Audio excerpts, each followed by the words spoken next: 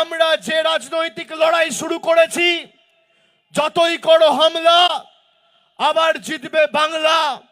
আপনাদেরকে অনুরোধ করতে এসেছি যে গত নির্বাচনে 11টা আসনের মধ্যে বীরভূমের মানুষ দুহাত তুলে আশীর্বাদ করে তৃতীয়বার মমতা বন্দ্যোপাধ্যায়কে মুখ্যমন্ত্রী হওয়ার সময় যে অবদান রেখেছে এই জেলার মানুষ, 2011, 2016, 2021 কার্যত অনস্বীকার্য। 2026-এ চতুর্থবার মামাটি মানুষের সরকার হবে, কিন্তু এবার 10 নয় 11-0 তৃণমূলের পক্ষে বীরভূমের মানুষকে করতে হবে।